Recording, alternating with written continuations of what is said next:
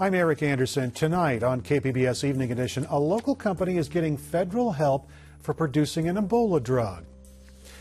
And are foster children being given medications they don't need, medications that keep them under control? We'll tell you about a state investigation. And for the first time, California school kids will be formally tested on core curriculum standards. School Superintendent Cindy Martin shares details about the test and other changes at San Diego's largest school district. I'm Peggy Pico with that conversation and a look at the unusual issue of cross-border homelessness, where the homeless shift between San Diego and Tijuana. And a South Bay school district is being criticized for testing kids with learning disabilities without making state-mandated allowances. We'll explain. KPBS Evening Edition starts now.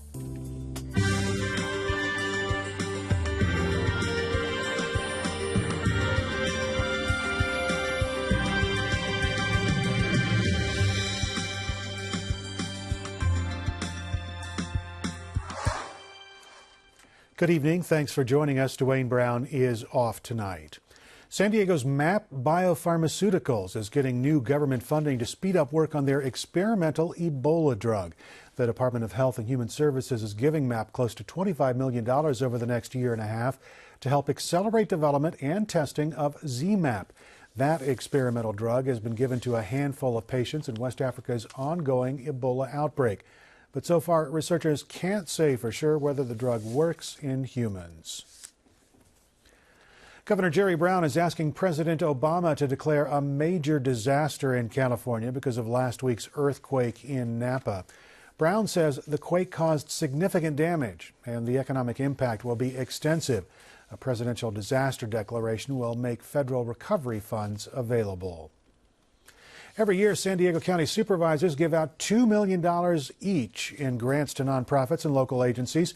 The money comes from a discretionary pot of funds called the Neighborhood Reinvestment Program.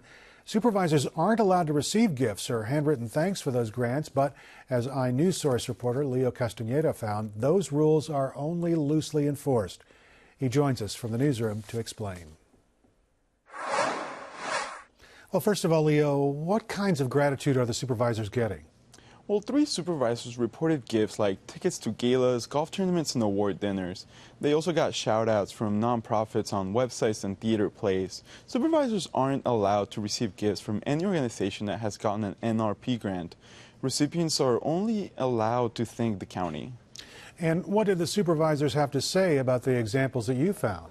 Well, Supervisor Bill Horn chalked up the one gift to receive to basically a reporting error. Supervisors Ron Roberts and Greg Cox told me that up to 2 tickets to a nonprofit's fundraisers are allowed under the program's rules. But those gifts show the close relationship between supervisors and these nonprofits, right? That's right. It all comes down to name recognition. An expert I talked to told me that in these local elections, people tend to just vote for the candidate they recognized. And one of the best ways to get people in the community to know you is attending nonprofits events. That's been a winning strategy. An incumbent supervisor hasn't lost an election in almost 3 decades. We have a database of all the NRP grants since 1998 online at iNewsSource.org. iNewsSource reporter Leo Castaneda. Thanks, Leo. Thank you. A panel of state regulatory judges are imposing a $1.4 billion penalty against Pacific Gas and Electric. It's for that 2010 gas pipeline explosion in San Bruno near San Francisco. 8 people were killed. The judges found the utility committed nearly 3,800 violations in its operation of its gas transmission system. PG&E also faces criminal charges and a possible federal fine of another $1 billion. Some extra help is on hand for San Diego firefighters. SDG&E has contracted for a pair of firefighting helicopters. They'll be available now through November. The utility will cover the cost of the first 2 flight hours whenever the choppers are used on new fires. Home Depot says it is looking into a possible credit card data breach. The news was first reported by a cybersecurity website which said batches of credit card and debit card numbers went on sale today in a cybercrime underground. The company says it's working with banks and law enforcement, but at this time, it's not saying how many customers may be affected. California's medical board is investigating to see whether psychiatric drugs have been overprescribed to foster children. A newspaper investigation found higher numbers of foster children being given the meds compared to other children. That's why their investigation was so disturbing. It showed that there was a systematic breakdown where it seems like foster children are being prescribed high levels of psychiatric drugs simply to control them rather than for medically necessary reasons, and that there was a breakdown in the doctor-patient relationship in many of these cases. Lou says psychotropic drugs are normally used for people with conditions such as schizophrenia or bipolar disorder. People who take the drugs without a medical need can suffer side effects such as weight gain and suicidal thoughts. School started today for about 131,000 students at San Diego Unified School District. Peggy Pico finds out what's new for school this year. Come spring, California's public school students will be assessed with a new Smarter Balance test based on Common Core standards. Joining me with details about the test, new discipline guidelines, and the district's new Quality Assurance Center is my guest, San Diego Unified Superintendent Cindy Martin. Welcome back. Thank you. Now, Cindy, briefly remind us of what these Common Core standards are and when the district actually implemented them. We actually started last year when the state suspended the California state standards and the CST test. We were able to fully transition to the Common Core state standards, and California is one of the states that signed on to the Common Core state standards, and we invested $22 million from the state of California in transitioning to the Common Core. The bulk of that money is going to professional development to make sure teachers are ready to teach Common Core. And real briefly, Common Core means what to math and English and to the students? It's the math and English standards, and there's still the basic skills that kids need to learn. There's a lot. What we're working on this year is demystifying that. People think, oh, it's a new way of doing math. No, 2 and 2 is still 4. Kids still need to decode and they need to read, but it's about thinking critically around the reading text. Let's say that you're reading and answering questions, being able to make a claim, defend that claim, have multiple perspectives and points of view and reason, and have critical discourse.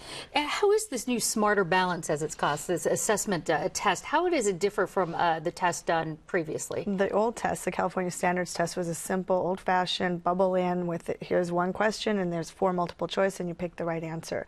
The Smarter Balance assessment that we'll be using is called a performance-based assessment, and so you're able to do constructed response where you're going to do some writing. It's not just bubble in one answer. It's looking at a series of questions and saying what would be the best answer to this question, this one, and this one, and then explain your reasoning. Why is this answer a better answer than that one? And you have to be able to explain your thinking, not just I think it's B, and not have to tell why you think the answer is B. And I understand this is done also on computers and tablets. So as far as parents' concerns over the kind of technological gap, what are you doing to address that? San Diego Unified is in great shape about that. I want parents to not worry. Fortunately, as the second largest district, we invested heavily in technology. We invested heavily in professional development over the last several years. So we are more Common Core ready, I would say, than some districts that don't have the technology. Our kids are technology natives with our I-21 program. They were able to take a sample test last year that didn't count so they could experience testing in that computer environment.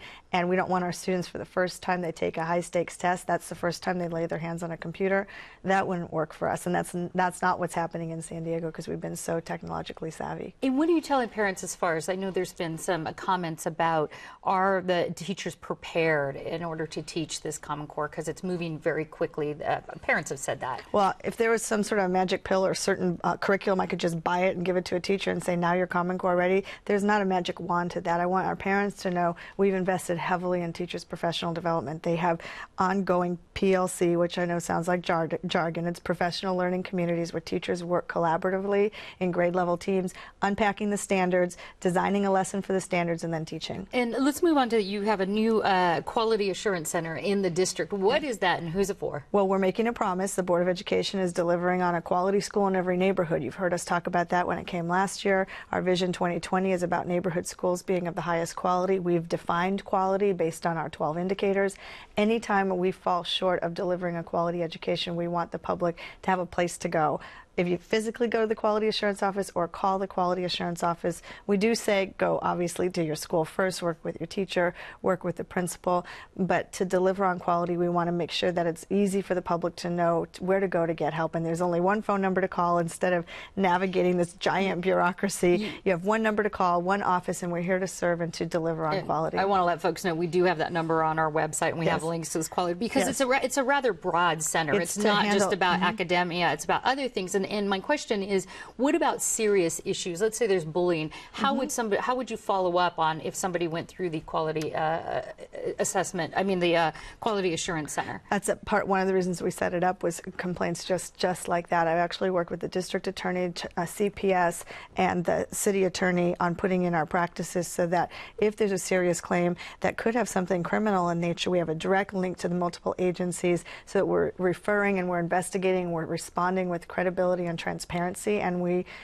assure quality that way. Well, I have to end on this. We've got about 30 seconds here. So the new discipline policy, some people have called it lax. Tell us, is it lax? How is it different? Absolutely not lax. It's about being able to make best decisions around keeping our kids in their learning. There used to be 15 different reasons to suspend a student. We're going with the top 5 that's by California Ed Code, and we're putting in restorative justice practices around how to keep kids in schools and have positive behavior interventions before a student makes a mistake that takes them out of their learning. How do we keep them in their learning and support them? All right, well, we have to wrap it there. School Superintendent Cindy Martin, thank you. Thank you.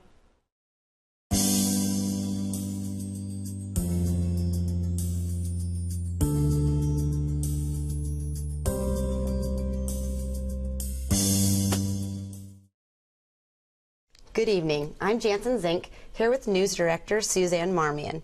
And starting right now, we have a dollar-for-dollar match in effect.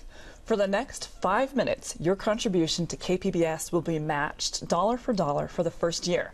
So your $10 a month sustaining membership will mean $20 a month for KPBS. And your $100 a month membership will mean $200 every month for the first year of your sustaining membership.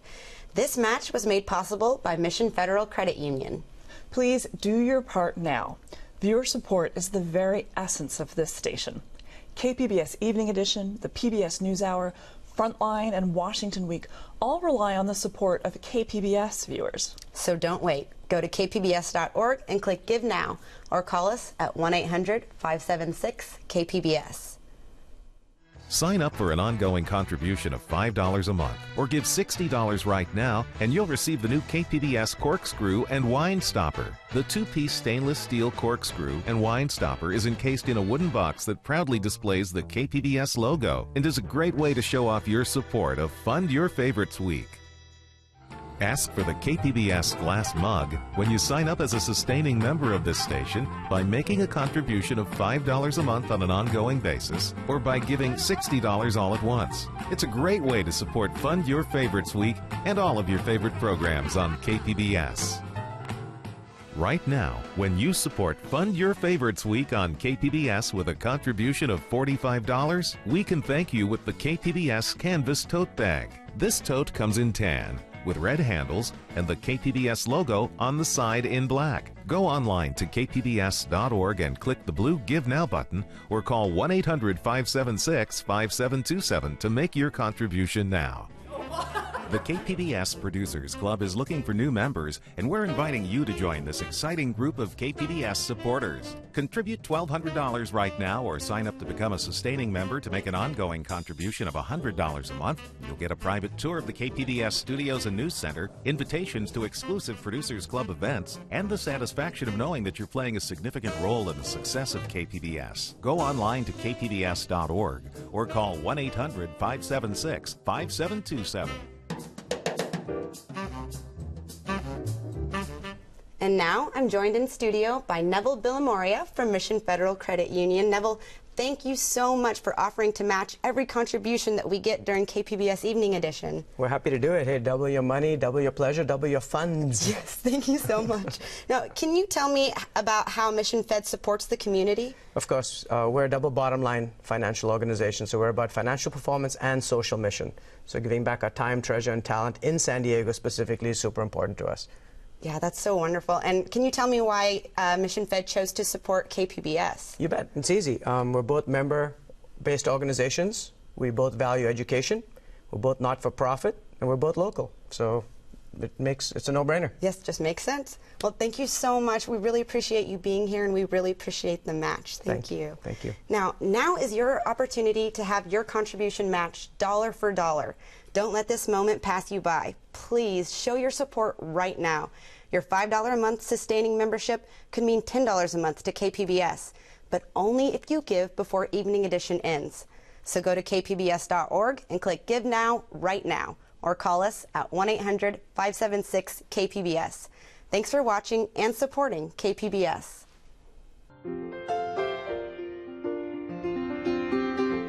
Hi, my name is Tim. I'm from San Diego, and I watch the Antique Roadshow on KPBS, and I get all my news on KPBS Radio. Oh, that's great. Support Fund Your Favorites Week on KPBS.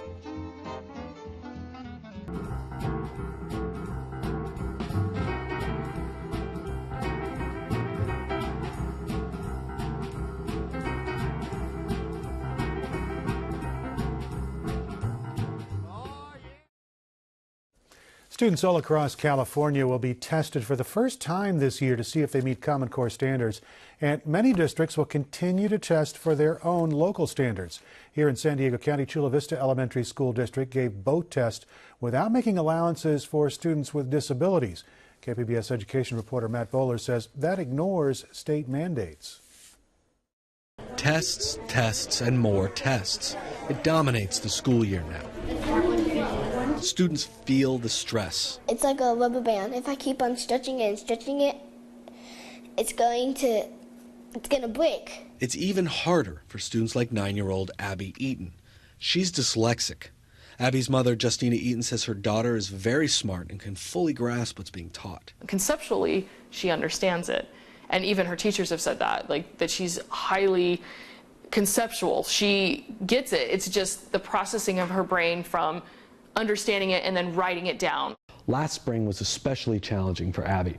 All the students in Chula Vista Elementary schools took 2 big tests. First, they participated in the field test for Common Core. In California, it's called the Smarter Balance Test. Second, students also took the district test called the Local Measures Test. This is how John Nelson, Assistant Superintendent of Instructional Services, explains it. In addition to the Smarter Balance field testing that our district participated in last year, we also in our district have what we've called for many years, for about the last 15 years, called Local Measures Assessments, where we've assessed student reading, mathematics, and for the last 6 years we've been scoring writing. These are 2 separate tests, one for the state and one for the district. 3rd grade teacher Carla Chris says for both tests, students with disabilities were not given test modifications. The unfortunate thing, though, when the testing is happening, like last year we did pilot the Smarter Balance testing and our local measures testing as well, there's no accommodations made for the special education children. You may not think this matters for the big picture, but some estimates say about 17% of people are dyslexic. When asked about making accommodations for the students with disabilities for both the state and local tests, Nelson only spoke about the Common Core test. He says the district is still trying to figure out how to properly administer the state test given the disability requirement. We are working on that. The state has a whole new list of accommodations, and now with all the assessments for the students being online, technology-based assessments, they're able to make accommodation to it for each individual child. Each school will be looking at the children and identifying what accommodations need to be provided in order for that child to be most successful. Abby's mother gives a slightly different story. She says the district told her they didn't get the state requirements in time. And the reasoning I was told from the district is because they only got what they were going to be testing on a week prior to when they actually released it to the schools. But Chula Vista has been giving its own test for 15 years. Teacher Carla Chris says the district forbid disability accommodations for that test as well. I had a student last year who sat in front of the computer screen for 6 hours total over 2 days' time, and he struggled, and I couldn't do anything to help him. Abby's mom is struck with how the district treats children with learning disabilities. When I told them it was illegal, they're like, well, you have to understand your child still has to be held accountable, and we have to be able to test her even though she is dyslexic. It's hard. And you might not think it's hard, but some people, it's hard for them. and I'm one of those people. And she's crying at the table, telling me, I'm stupid, Mommy, I'm stupid. I mean, what do you do?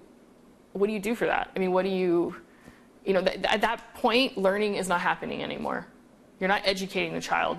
Teachers worry that the students who have poor test scores because they were not given proper accommodations will affect teachers' careers as well as students' education. And all of these scores for local measures are going on teachers' evaluations, and they're used in a punitive manner. So it hasn't been a safe harbor year for us at all. Assistant Superintendent Nelson says each school individually needs to figure out what accommodations to make. Well, yeah, each school had to learn what those accommodations and what would be appropriate for the children, and they worked at the school site level, yes. Justina Eaton wants her daughter to have all the opportunities she deserves, but says that inappropriate testing will have a long-term impact on her daughter's education. I mean, they're basically affecting her future negatively. I'm trying my best, I'm trying everything I have, I'm trying to do stuff right. It's just really hard. The district chose not to respond to the specific concerns raised about Abby Eaton and its failure to make accommodations last spring for students with disabilities. Matt Buller, KPBS News. Father Joe's villages are asking San Diegans to get neighborly this month and reach out to help the homeless. Today, they launched a month-long series of activities by serving up lunch for dozens of homeless people. But St. Vincent de Paul Development Director Mary McDonald says there's more to being neighborly than offering a free lunch. And Good Neighbor Month is about each and every one of us looking in the eye and saying to the person next to us, I care about you, I care about your life and your future, and it matters to me that you have a good life and a good future. The month of programs includes fundraisers and a community forum. San Diego's homeless population has many faces, including deported and undocumented immigrants on both sides of the border with Mexico. Peggy Pico takes a look at cross-border homelessness and what's being done to help. Father Joe's Village partnered with the University of San Diego's Transborder Institute to highlight the issues of cross-border homelessness in a public forum tomorrow night called Homelessness in San Diego, What Makes Good Neighbors. On the panel are my guest, Ruth Bruland, Executive Director of St. Vincent de Paul Village, and Ev Mead with USD's Transborder Institute. Welcome to Evening Edition. Thanks. Now, Ruth, give us a snapshot. How many homeless people are in San Diego, and about how many are from Mexico? We have about 8,500 in all of San Diego County. We're the 5th most populous county, but have about the 3rd largest homeless population. In terms of people coming from Mexico, it's very hard to give a count for that. For us, it's about 1% of the single men and women that we serve and about 7% of our families. And Ev, what can you tell us about these people who are homeless, either living on the border, crossing back and forth, who they are? Well, so there's a large and growing homeless population in Tijuana. People may be familiar with El Bordo, the drainage canal that runs along the border. There are about 4,000 people living there alone. Most of those people have been deported from the United States, and a lot of them have a lot of connections to the United States. About half of them speak English. A significant portion lived in the United States for more than 5 years, and they get to Mexico, and they don't even have a photo ID. They don't have any resources, and they're kind of stuck between the immigration policy in the United States and a lack of options in Mexico. So is that why they're staying on the border, or are there other reasons? Yeah, most of them have family in the United States, and they either hope to come back to the United States at some point, or they'd like to be somewhere close so that it's easier for the family to communicate with them or visit with them. But a lot of them, it's a long-term hope that they'll come to live in the place that they consider their home, which is the United States. And Ruth, when a homeless person who's undocumented comes to get help, what sort of services do you provide? The first time that someone comes to us who is undocumented, we're going to do an assessment. We're going to find out if there's a way that maybe we can link them with services that will help them to get documented. For our families, many times domestic violence is part of the issue, and so there are some avenues that one can take to get documentation.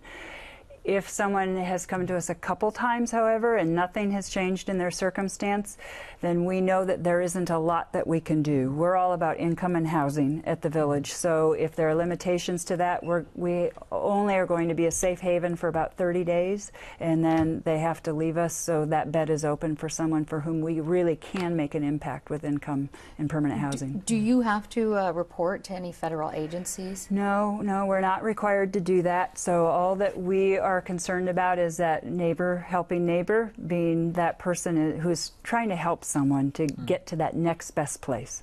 And Ev, how has the surge, or I should ask you, has the surge in deportations, has it contributed to sort of this cross-border homeless issue? Definitely, and in particular in Tijuana and in Mexicali. I was talking on Friday with the former governor of Baja California, who's a business owner in Mexicali, and he was expressing the extreme frustration that local officials feel all along the border.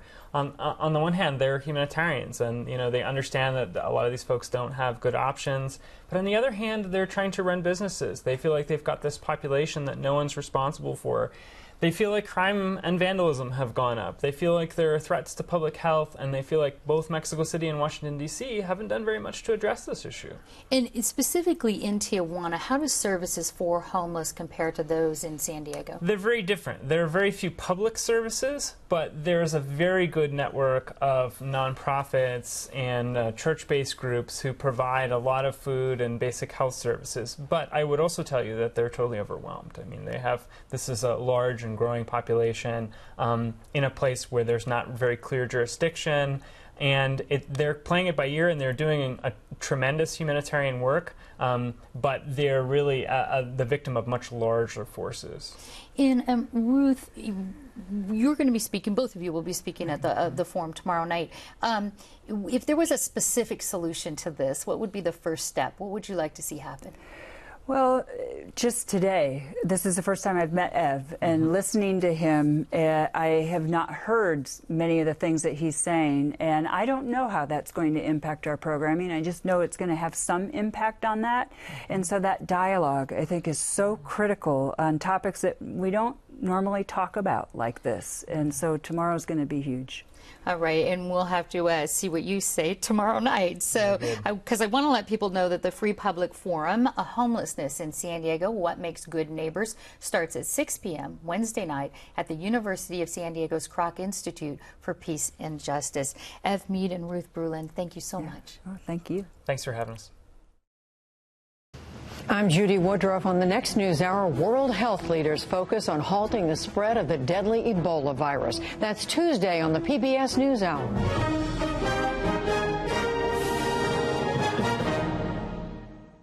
The San Diego Chargers are adding Leslie O'Neal to their Hall of Fame. O'Neal, the team's all-time leader in sacks, bringing quarterbacks down 105.5 times in his 9 seasons. He went to the Pro Bowl 6 times and was part of the Chargers' only Super Bowl team. He'll be inducted on October 19th. Quick look at the forecast now. Morning clouds along the coast, clearing to afternoon sunshine. Temperatures in the mid to upper 70s. The inland valleys could be getting some night and morning fog with sunny afternoons. Look for low 80s in the next couple of days, but getting much warmer by the end of the week. For the mountains, clear and sunny temperatures in the low 80s, low to mid 80s. And for the desert areas, expect it to be hot and sunny during the daytime. Highs are going to hit around 107 degrees and upper 70s at nighttime. Quick reminder, you can find all of our stories tonight on our website. It's kpbs.org/evening edition. Thanks very much for joining us. Hope you have a great evening.